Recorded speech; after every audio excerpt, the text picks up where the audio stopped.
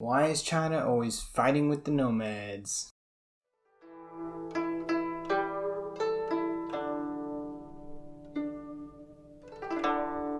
Hey everybody, this is Scholar General Monjian. Today we're going to talk about China and the nomads, and in particular, why they just can't seem to get along. So in Chinese history, there's, this millennia of conflict between these sedentary peoples and these steppe peoples, these nomadic peoples. So why is that? Now, there's been a bunch of explanations over time of how, scholars and historians have tried to answer this question. The oldest explanation comes from China's first historian, Sima Qian, and he writes during the Western Han Dynasty back in 100 BC. He basically says that, nomads are out there raising livestock, butchering livestock, and they go around hunting animals, and whenever times get hard, then they invade, and they're basically saying it's like their nature to go killing stuff whenever they don't have food. And that's not the most popular explanation nowadays, because it kind of puts nomads and makes them kind of essentialists, saying this is their nature to do this. And, that's just frankly not true, because for one, nomads are not. There's a great variability within nomadic people as individuals. And on top of that, it's kind of ironic for Sima Qian to say that whenever 100 years before his time was literally the warring states in Chinese history, with some of the most cutthroat, brutal warfare in human history, probably. So it's kind of, that explanation doesn't really stand up. So if we take a huge jump in time and look at some more modern theories, some scholars look at the climate and say, whenever there's a big famine and the steppe gets too dry and there's not enough grass for the livestock, things start to get really tough, and that's when, nomadic people are more liable to go and invade. There's a couple issues with this, though. It's definitely true that climate affects nomadic people and the nomadic empires. For instance, Genghis Khan emerged and kind of came to power during a time when it was a very harsh climate, and then after he established his empire, it was a very good climate, which supplied him with tons of horses to go invade everywhere. But the flip side of this is that whenever there's famine and drought, let's say there's a big drought in the middle of the steppe and it starts to dry out and become a desert. What that means is that on the north side of the steppe, the tree line is actually starting to recede and turn into steppe, because the dry zone is, expanding, and basically the steppe is shifting. It's not exactly disappearing. It's moving into other regions in the taiga and stuff like that. So it's not completely accurate to say, the grass is just completely disappearing and they don't have anywhere to go.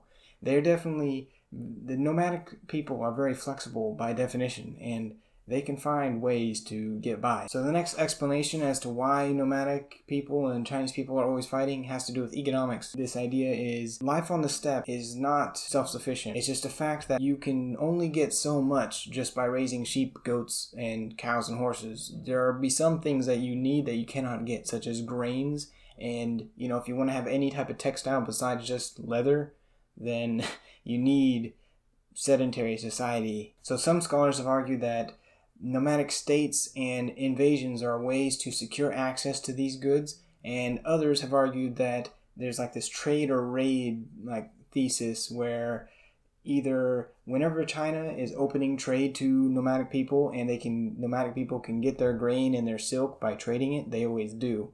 But some dynasties such as the Ming would just close the trade off, and during that time it corresponds with nomadic invasions.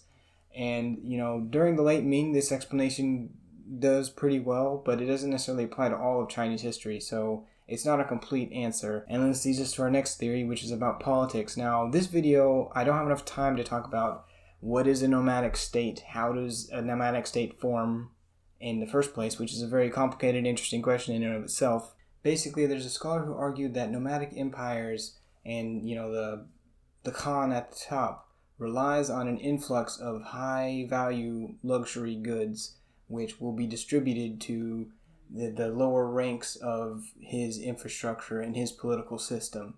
You have to supply your subordinates with good stuff if you want them to listen to you and you want them to go collect taxes for you, because nobody likes collecting taxes and nobody likes paying them. So you have to give incentives to do these things. So this argument basically says that nomadic states would have a policy towards China, just like Chinese states had a policy towards nomads. And sometimes this policy would end up in conquest, where the best thing to do is just to take over, and then you have access to all the luxury goods you could ever want because the sedentary population is producing them for you. This argument is pretty interesting, but once again, it's kind of difficult to paint everything with a broad brush and apply this to all times in China whenever Chinese people and nomads fought. So now we get to the last explanation, which is actually about ethnic bias and prejudice. Now, most people will know that, a lot of Chinese people and Chinese officials and government leaders and emperors and stuff had a fairly negative view or disdain towards nomadic people, who they saw as kind of barbaric. But it's also true that nomadic people did not always have the best view of sedentary people either. Nomads might see the Chinese as being soft and weak and they just pontificate about random useless stuff all the time. It's been argued that this tension and unwillingness to see eye to eye is part of the problem and part of the driving conflict of why Chinese people and nomads were fighting throughout Chinese history.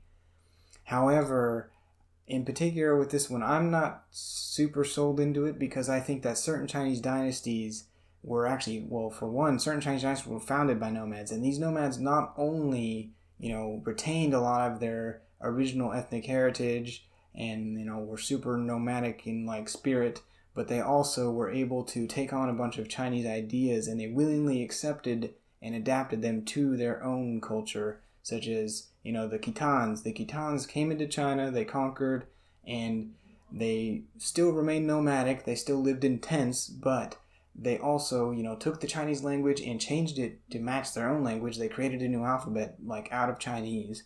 And this just represents a kind of cultural fusion that happened that was a real reality at times. So it's not necessarily accurate to say that an unwillingness to come eye to eye and a prejudice against each other is what caused all this conflict. But this just brings us right back to the original question, which is why are Chinese dynasties and nomadic empires always going head to head? And I think that in some ways it's a pretty loaded question because it is kind of assumes that there's a common theme or element that can be found across Chinese history or nomadic history that explains why this conflict is always emerging. And I honestly am not so sure that there is. I think that you have to look at everything on a very particular case-by-case basis. And another thing is China and most empires and states in general are always going head-to-head with the people around them. If you can expand and you're able to, have more access to those resources, then most states in history usually do expand. It just kind of goes with being an empire in general.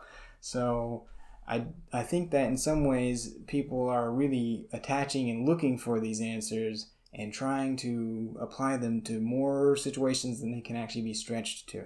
But all of that is just my opinion, and I would love to hear yours down in the comments below. And if you've got this far in the video, then you should definitely subscribe, and please like the video because it really helps it out and grow and more people and more views and greater channel and more awesomeness. So thank you all for watching, and don't forget to stay sharp.